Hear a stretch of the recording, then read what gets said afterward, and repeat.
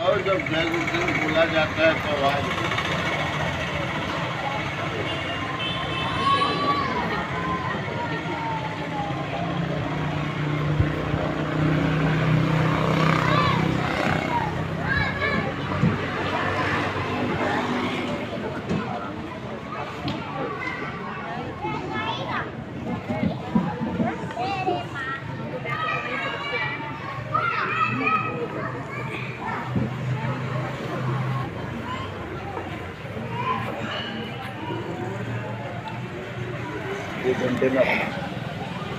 एक घंटे में अपना सभी लोग मालिक के नाम को प्रेम से बोलेंगे। जय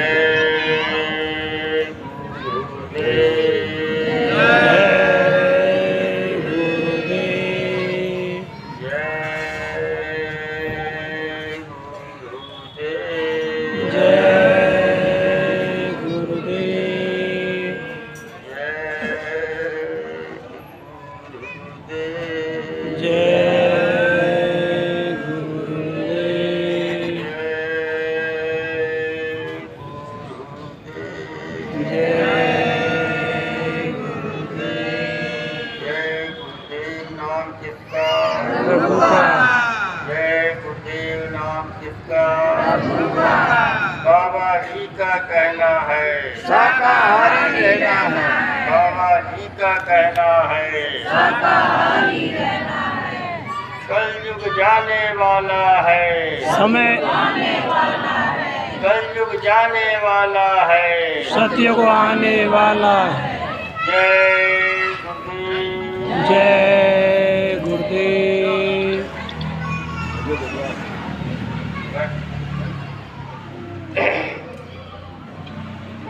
सर्वत्र स्मरणीय घट घट के वासी अंतर्यामी सत्य स्वरूपी परम पूज्य स्वामी जी महाराज के चरण कमलों में कोट कोट नमन।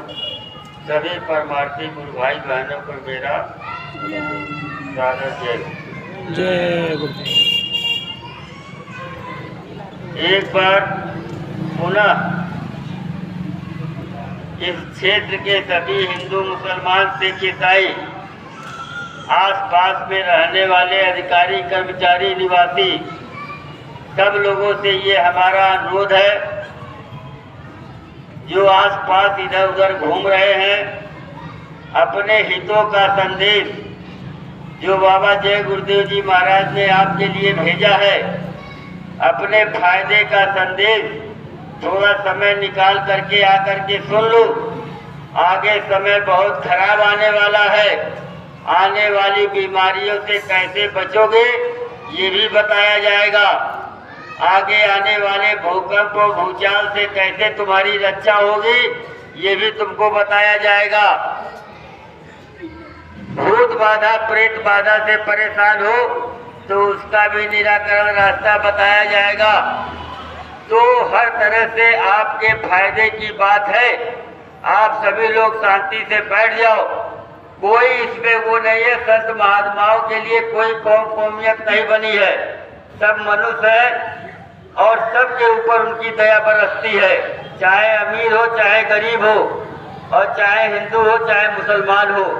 इसलिए आप लोग अपने फायदे की और हितों की बात आगे समय कैसा आएगा, हम आपके पास मिल पाएंगे कि नहीं मिल पाएंगे, हम आप एक साथ बैठ पाएंगे कि नहीं बैठ पाएंगे, आपस में चर्चा कर पाएंगे कि नहीं कर पाएंगे, उसका एक उदाहरण अभी आपने कोरोना बीमारी के रूप में देखा।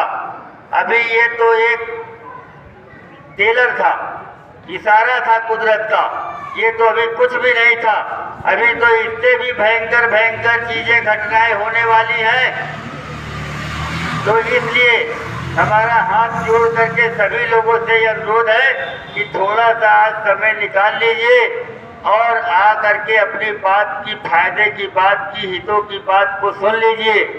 अगर यहाँ आने में असमर्थ हैं, लाचार हैं, बीमार हैं, तो अपने जगह अगर आवाज़ जा रही है आपके निवास तक या जहाँ आप बैठे हैं तो वहीं से थोड़ी देर के लिए अपने कानों को इधर लगा दीजिए, लेकिन अपने हितों की और फायदों की बात को अवश्य सुन लीजिए।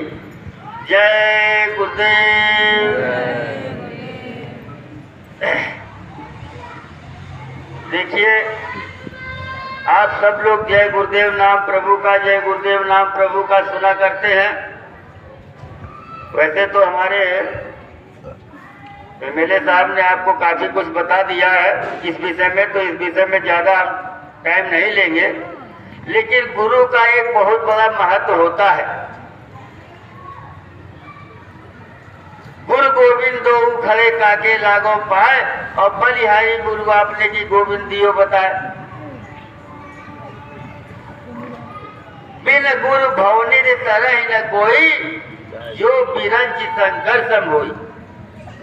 ये गोस्वामी जी लिख रहे हैं कि बिना गुरु के इस काल माया ने ऐसा जाल फैला दिया है कि बिना गुरु के इस जाल से बाहर नहीं जा सकते हो आप। ये रामायण में आपकी रामचरितमानस में गोस्वामी जी ने लिखा है। और अगर आप कबीरदास जी को मानते हो तो उन्हीं की सुन लो। बिल्कुल माला फेरते बिल्कुल देते दान। है हिंदुओं, वो मुसलमानों को भी कहते थे, हिंदुओं को भी कहते थे। बिल्कुल माला फेरते बिल्कुल देते दान, और बिल्कुल सब निष्फल गया जा पूछो वेद पुराण। जाके अपने वेद और पुराण से पूछ लो।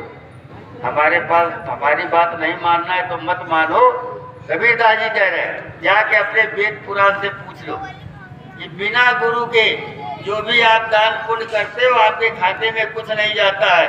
उसका एक छोटा सा उदाहरण हम अपनी बुद्धि से आपको बता दें कि मान लीजिए कि यहाँ पर सड़क खोदी जा रही, कोई पाइप डालना है या बिजली का इलेक्ट्रिक का वायर डालना है, और 100 मजदूर गड्ढा खोद रहे हैं, और हम भी जाकर के उसमें गड्ढा खोदने लगे।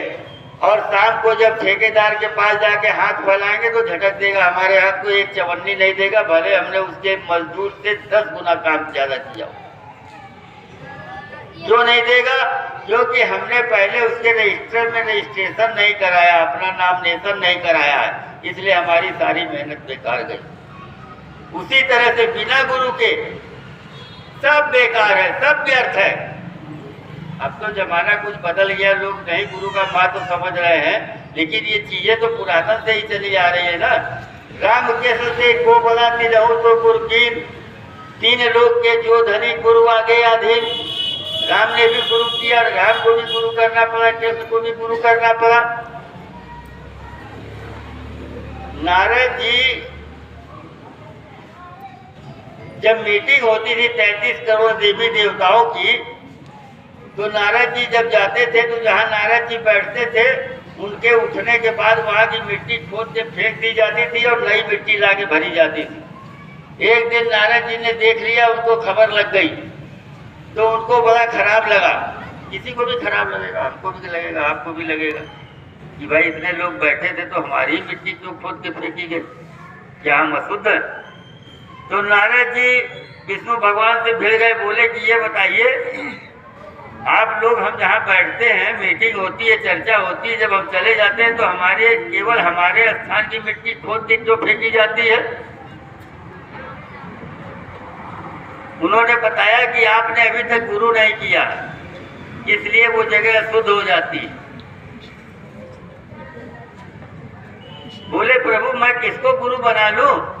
मैंने तो शादी ब्याह भी नहीं किया, मैं तो दिन रात आप ही का नारायण नारायण की माला जपता रहता हूँ। मुझसे बड़ा कोई मिले तो मैं उसको गुरु बनाऊं, और हमको तो आज तक कोई दिखा नहीं किसको मैं गुरु बनाऊं। आप ही बता दो अगर कोई है गुरु बनाने लायक तो। नारायण जी ने कहा कि जाओ कल सुबह जब तुम जाना मृतलोक में, नारद जी का काम है कि वहां से आना स्वर्ग बैकुंठ से, और मृतलोक की पूरी खबर लेकर के, और डेली शाम को वहां बता देना कि कहाँ क्या हो रहा। 35 करोड़ देवी देवता सब अपने अपने काम में लगे हुए। तो नारद जी जब दूसरे दिन आए मृतलोक में तो क्या देखते हैं कि एक मछेरा मछली मारने वाला जाल और लाठी डंडा लेके चला आ रहा है। नारद जी ने कहा धत तेरे की, यही पहला आदमी हमको मिल रहा था जो मछली मारने जा रहा। दिन भर घूमे, पूरा हाल चाल लिए मृतलोक का। शाम को जब पहुंचे नारायण जी के धाम तो विष्णु भगवान ने पूछा कि हाँ नारायण जी क्या हुआ, गुरु किया? अरे बोले महाराज गुरु तो मिला लेकिन ऐसा ही तैसा मिला। अरे बोले गुरु को तुमने ऐसा तैसा बना दिया। बोले क्या करूं महाराज, वो मछली मारने वाला मिल गया। बोले तो हमसे क्यों पूछा था कि आप ही बता दो, तो जब मैंने बताया तो तुमको मान लेना चाहिए था। वो मछली वाला नहीं था, वो मैं ही रूप बदल के गया था। अब तो तुमको जो है 84 योनियां भोगना पड़ेगा। तुमने अपने गुरु की निंदा कर दी। संत की निंदा नान का फिर नरके जाए, कोई बचा नहीं सकता। तो विष्णु भगवान बोले 84 लाख योनियां तुमको भोगना पड़ेगा। बोले प्रभु आप हमारे गुरु हो गए हो, तो गुरु से बड़ा कोई नहीं होता। पैर पे गिर गए, बोले आप तो हमारे अब गुरु भी हो गए, तो आप ही हमारी रक्षा करो। विष्णु भगवान ने कहा ठीक है। काफी दिमाग लगाया विष्णु भगवान ने, फिर 84 खाने बनाए, उसमें 84 लाख योनियां लिखी गई। वो कहा गया इधर से लेटते हुए जाओ, उधर निकल जाओ, तुम्हारा 84 कट जाएगा। उनका 84 कट गया। ये गुरु का महत्व होता है। गुरु कोई खिलौना नहीं, गुरु कोई और गुरु कोई हाल मास का शरीर भी नहीं होता। गुरु महाराज ने भी इसके लिए कई बार कहा, गुरु एक चेतन सत्ता है जो हर जगह विद्यमान है, हर कण कण में। कहते नहीं कण कण में, हर अंग में, छोटी से छोटी चीज में वो चेतन सत्ता विद्यमान है। आज वही चेतन सत्ता मनुष्य के रूप में, स्त्री और पुरुष के रूप में बैठी हुई है। और वही देखिए तो चींटी और चींटा और तमाम तरह के कीड़े पतंगे के रूप में वो भी तो वही है। ये जंगल के जानवर वो भी तो वही है, वो भी तो किसी दिन हमारी आपकी तरह ही मनुष्य थे। नारद जी एक बार तपस्या करने के लिए जब मृतलोक में आए एक दिन, तो हरिद्वार की ऋषिकेश की तरफ घूमते हुए चले गए। तो बड़ा बढ़िया गंगा जी का तट मिला, बड़ा शांत इलाका मिला, तो वहीं बैठ गए साधना पे।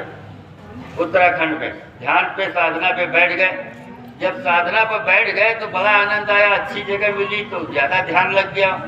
जैसे आप लोग ध्यान भजन करते हो, कहीं जाते हो बैठ जाते हो तो कहीं ज़्यादा मन लगने लगता है, तो आदमी ज़्यादा देर तक बैठ जाता है। तो नारद जी भी बैठ गए अपना जम करके। जब जम के बैठ गए और उनका ध्यान जब अटल हो गया तो इंद्र का सिंहासन हिलने लगा। इंद्र ने कहा अरे ये तो बड़ा गजब हो गया। वो नारद तपस्या कर रहा, कहीं ऐसा ना हो कि शंकर जी को खुश कर ले या विष्णु भगवान को और हमारा इंद्रासन मांग ले, तो ये तो बड़ा गड़बड़ हो जाएगा। तो चलो चलते हैं। तो कामदेव को बुलाया, क्योंकि इंद्र तो सभी देवताओं के राजा हैं, सारे देवता उनके अंडर में रहते हैं। तो उन्होंने कामदेव को बुलाया, बोले चलो हमारे साथ। बोले कहाँ? बोले नारद जी के बारे। बोले महाराज क्षमा करो, कई बार पिटवा चुके हो, काहे को हमारे पीछे बोले। अरे बोले नहीं, हमारा आदेश सब राजा, चलो हमारे साथ। ले करके कामदेव को आए। कामदेव ने समझाया, मना किया, लेकिन वो नहीं माने। बोले नहीं, हम तुम्हारे राजा, जो हम कहेंगे वो करना पड़ेगा, चलो हमारे साथ। तो कामदेव जब आए और इंद्र आए, तो जब नारद जी को तपस्या में बैठे हुए देखा, तो कामदेव के 5 बाण होते हैं, 5 बाण।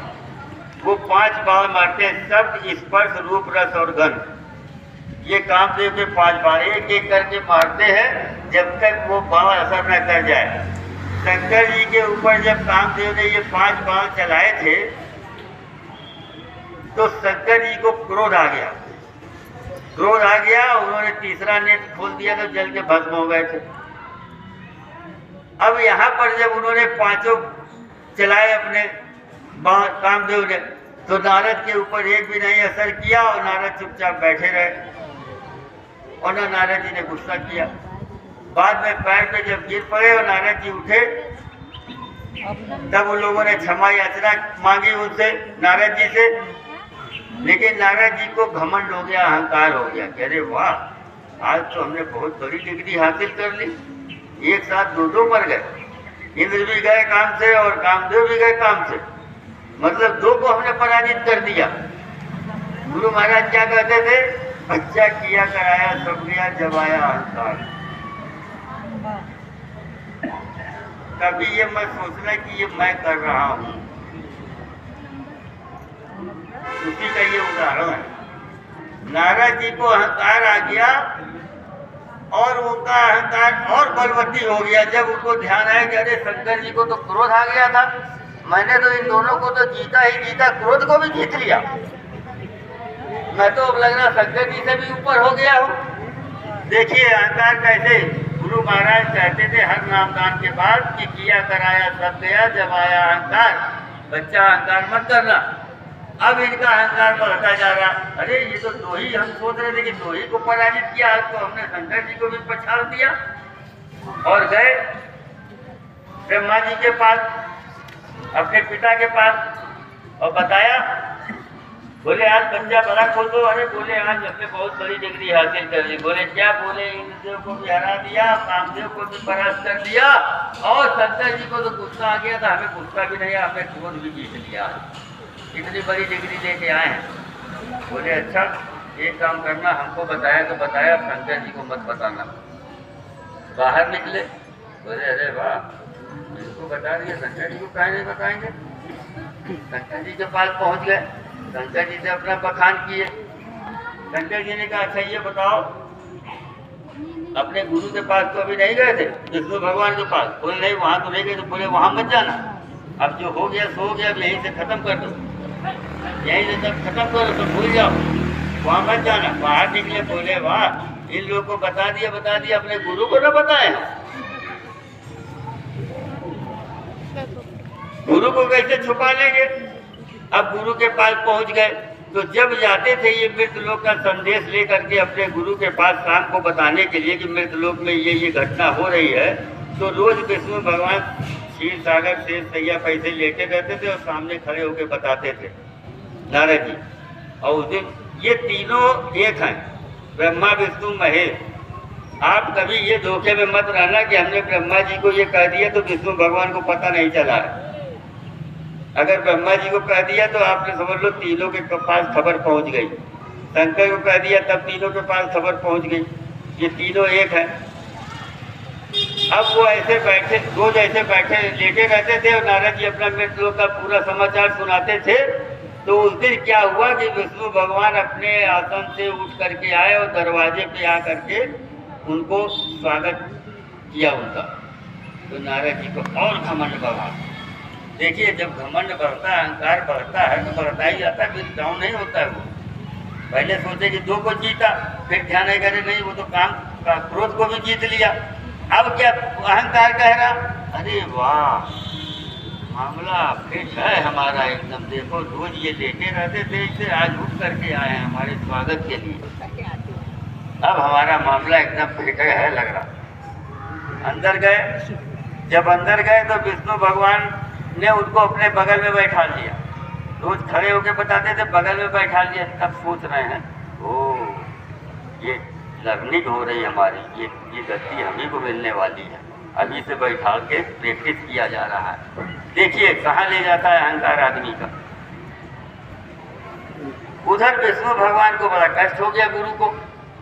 गुरु का शिष्य जब गर्त में जाने लगता है, गलत जगह जाने लगता है, गिरने लगता है, मर्यादाएं खत्म होने लगती है, तो सबसे बड़ी चिंता गुरु को होती है, जिसने आपको इस नर्क से आकर के निकाला है, ऊपर उठाया है। सबसे बड़ी चिंता वो हमने कल बता दिया था कि जैसे किसान बीज डालता है उसी तरह से उतनी उससे ज़्यादा दिक्कत गुरु को होती है अगर उसका बीज सूखने लगे।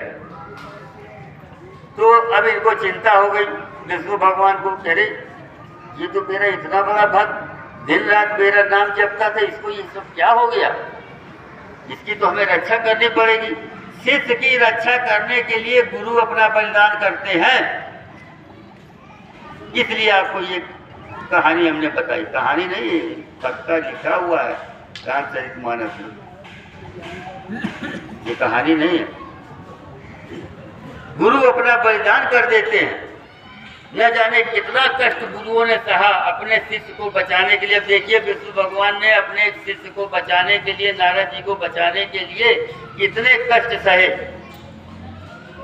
उन्होंने कहा ये तो बड़ा गड़बड़ है। अच्छा वो तो समझ गए शंकर जी की अब इसका लग रहा ऑपरेशन होगा, ये मानेगा नहीं, बड़का थिएटर इसके लिए बनाना पड़ेगा, ऑपरेशन थिएटर नहीं, बड़ा ऑपरेशन होता है, बड़े ले जाते हैं।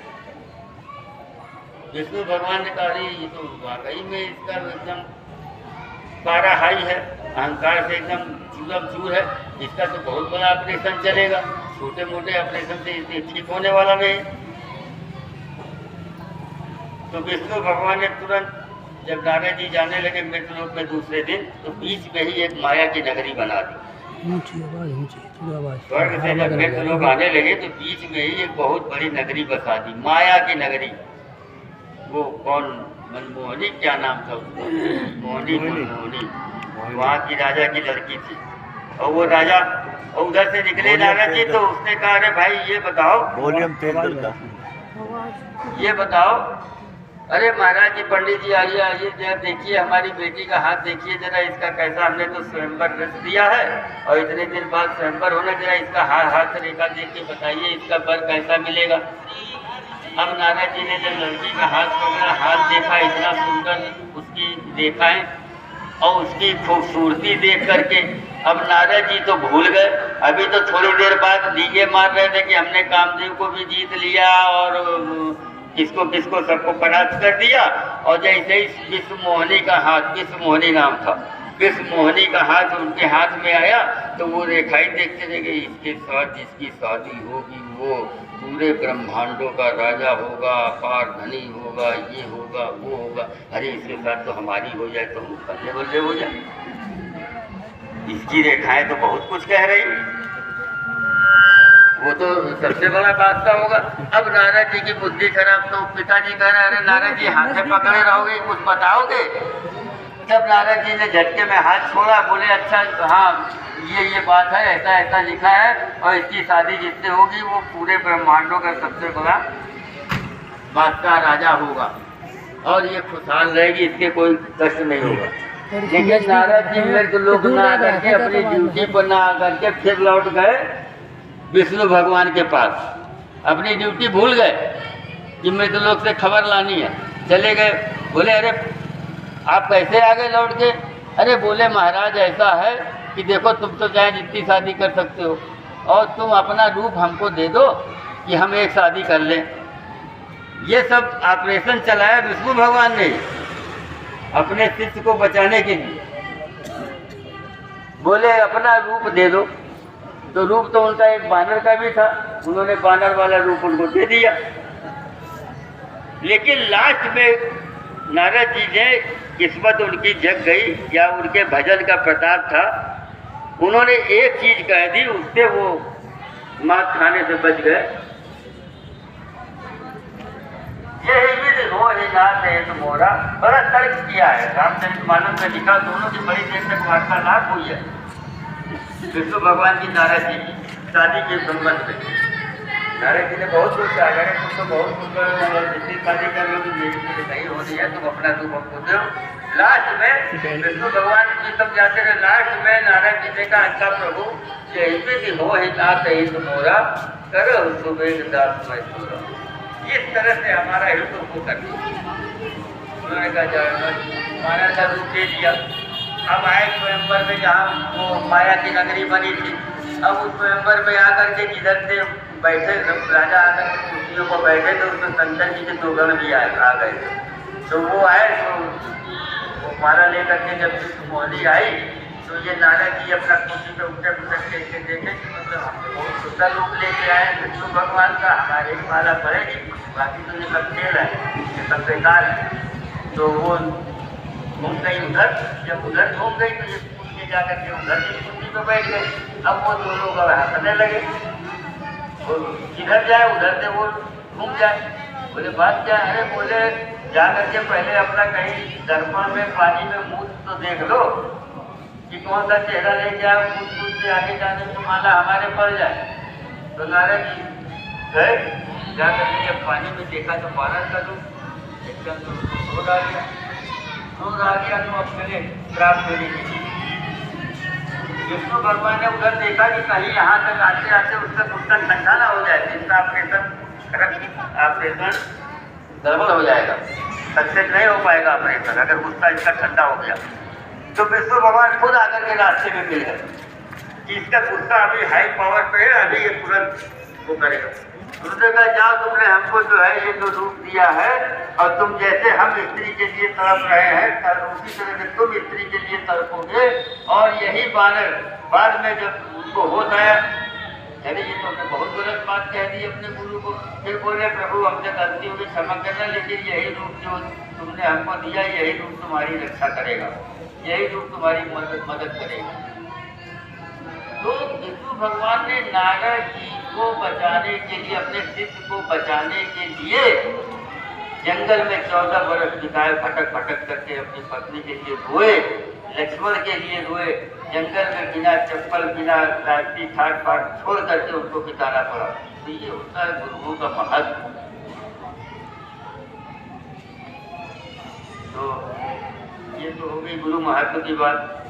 अब देखिए हमारे बीच में बहुत से प्रेमी ऐसे हैं कि जरा सी बीमारी आई तुरंत जो है लाल पीले हो जाते हैं, अरे गुरु महाराज ने तो हमारा कुछ किया ही नहीं। हमारा अभी एक प्रेमी ऐसे मिले हमको, तो खबर मिली किसी के जरिए, वो कहते हैं कि अरे हम तो बहुत दिन गए गुरु महाराज के पास और हमारा तो कोई काम हुआ नहीं, तो हमने जाना वाला बंद कर दिया।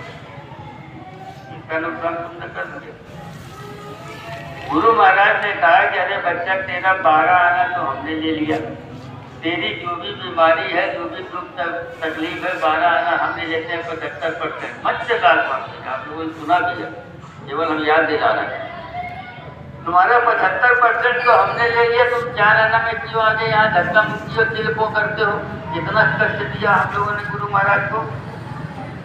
जिसने 12 आना हमारे दर्द को ले लिया और 4 आना के लिए फिर हम धक्का मुक्की कर रहे हैं, तो उनको कितना कष्ट हुआ होगा।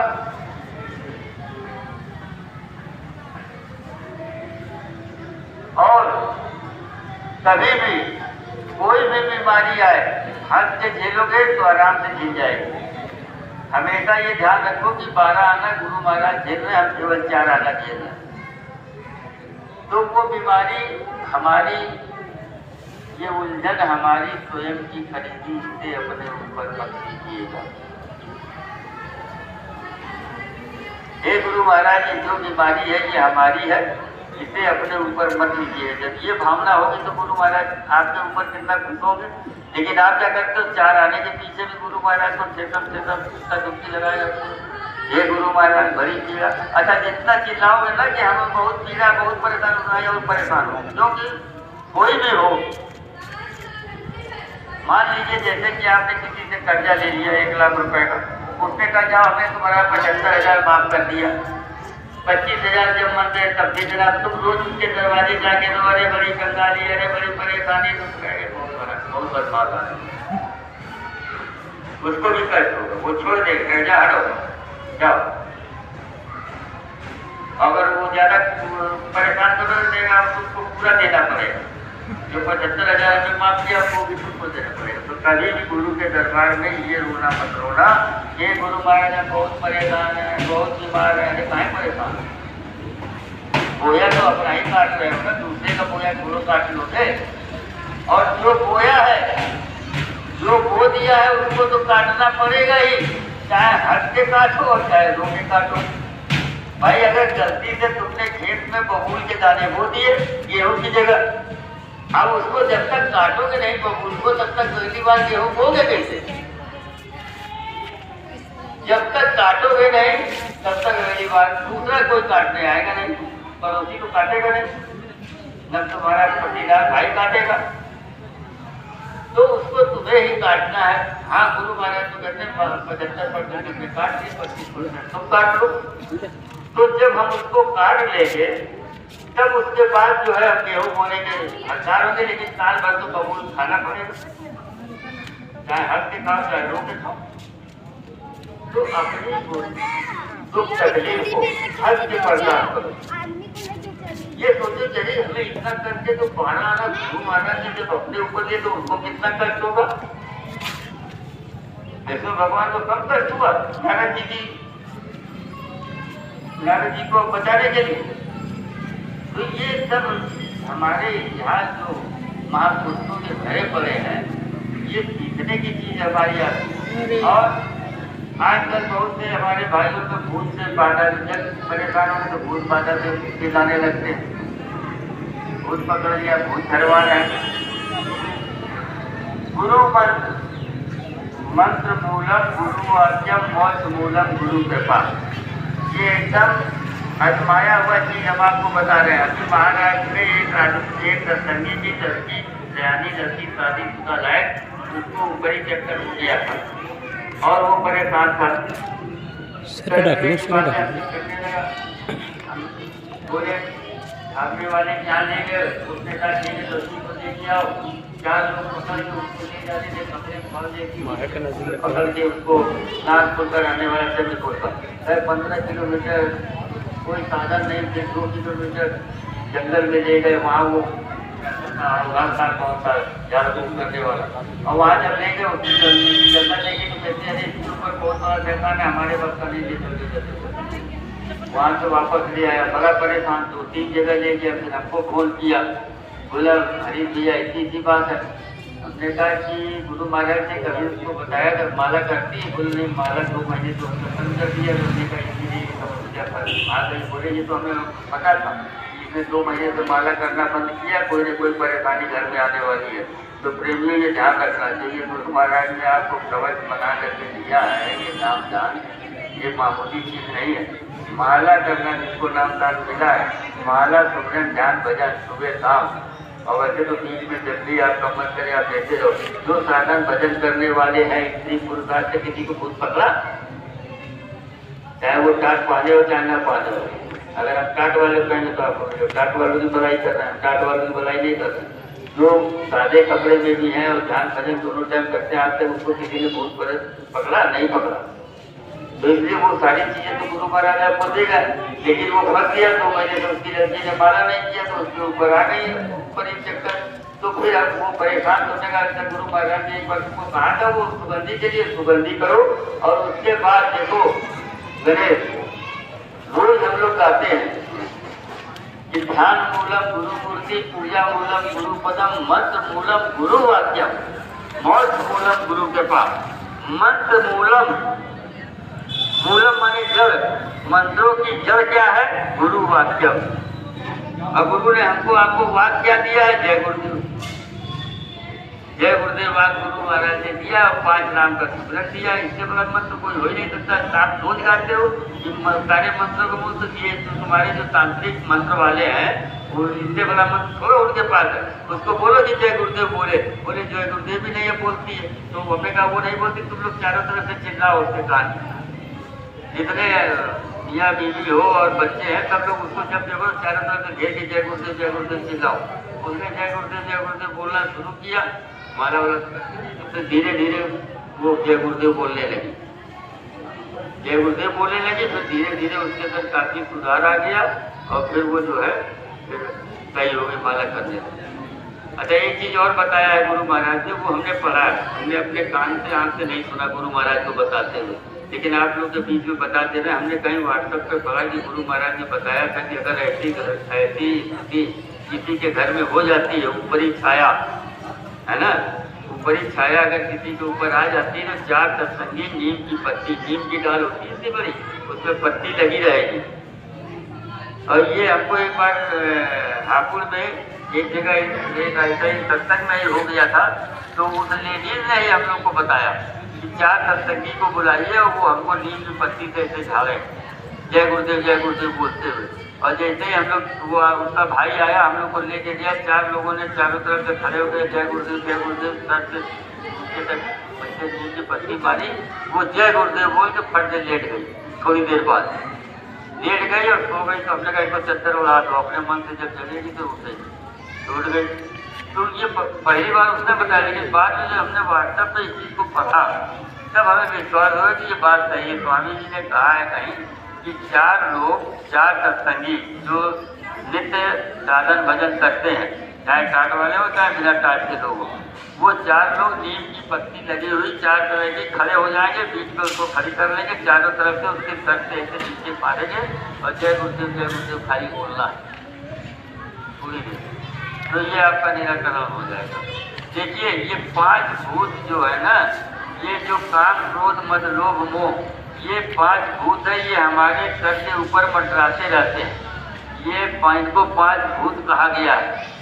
और सावधानी हटी तो दुर्घटना घटी, ये लिखा रहता ना रेलवे लाइन के किनारे, कि सावधानी हटी तो दुर्घटना घटी। और वो पांचों देखते रहते हैं, आप जहाँ जाओगे वो पांचों आपके सर के ऊपर चलते रहते हैं, काम क्रोध मद लोभ मोह। और जहाँ जरा सा मौका पाया वो झट से कब्जा कर लिया। और कब्जा कैसे कर लेते हैं?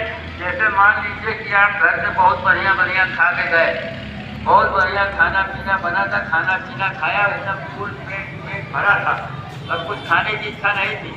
तो काम क्रोध मद लोभ मोह क्या करता है कि आपकी बुद्धि में बैठ के अब कहता है पानी बता कर खाओ। अब वो बैठ गया, पेट भरा है, और उसने जब तवे पे चिमटा मारा 10-10 के 4 बार, ठन, तो फट से पेट भरा, लेकिन जबरदस्ती खेलने के पास जाकर खड़ी हो गई। हमारी माताओं को बहुत गोलगप्पा खाने की आदत है, तो जाकर वहाँ खड़े हो गए, आदमी टिकिया, खड़ी टिकिया, नाक उसी से नाक साफ करना, उसी से टिकिया साधा, हम लोग देखा बनाते हो। और उसी में कोरोना हुआ कि क्या हुआ, सब कुछ मिला दिया। और वो टिकिया तुमने खाया, फैलाया किसने? भूत ने, क्योंकि खाने की इच्छा तो थी नहीं, पेट पूरा भरा हुआ था, संतुष्ट से हर चीज खा के आए थे। लेकिन उसने कहा कि नहीं तुम खाओ, और तुम्हारी सावधानी हट गई, तुम भूल गए कि हमारा पेट भरा हुआ है, और तुमने खाया, और खा के आए तो बीमार पड़ गए। अब डॉक्टर गैया मैया घर में मचा रात को, और लेके हॉस्पिटल लोग भाग रहे, दवाई इलाज करनी चीज़ है।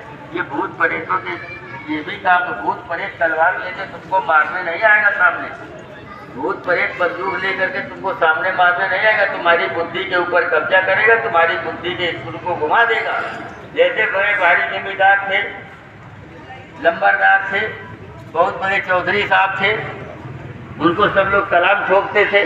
और वो घर से गए बाजार के लिए, बाजार से गए तो एक आदमी उधर से आ रहा था, और उसने उनको सलूट भी नहीं मारा, और जरा सी कोहनी उसकी लड़ गई, ऐसे लड़ गई। तो उसने कहा कि ये तो इसने हमको सलूट नहीं मारा, कोहनी और लड़ा दिया। तो उसने चौधरी साहब ने और लंबरदार ने खींच के एक कान पे दिया उसके, जब खींच बुद्धि का भूत बैठ गया ना दोनों की बुद्धि, जब उन्होंने एक खींच के कान पे दिया तो उसने भी पीछे मुड़ के उसने भी एक दिया उनको। उसको क्या मालूम कि तुम चौधरी साहब हो कि लंबरदार हो, गले में लटकाए तो थे नहीं। उसने भी एक दिया, जब एक दिया तो उसने 2 दिया, उसने भी 2 दिया, फिर गुत्थम गुत्था होने लगी, फिर पटकी पटका होने लगी। तब तक पुलिस की गाड़ी आ गई थी, पर दोनों को 4-4 लाठी मार के और थाने बैठाला, जीप में ले जाके जेल में बंद कर दिया। अब जेल में बंद कर दिया, जमानत वमानत पर जैसे भी छूट के आए या बाद में छूट के आए, तो घर पे बैठ के क्या सोचते हैं पता नहीं, कौन सा कुतबा चढ़ गया था हमारे। अरे थोड़ा सा होनी है तो लड़ी थी, बर्दाश्त कर दी होगी तो आज के दिन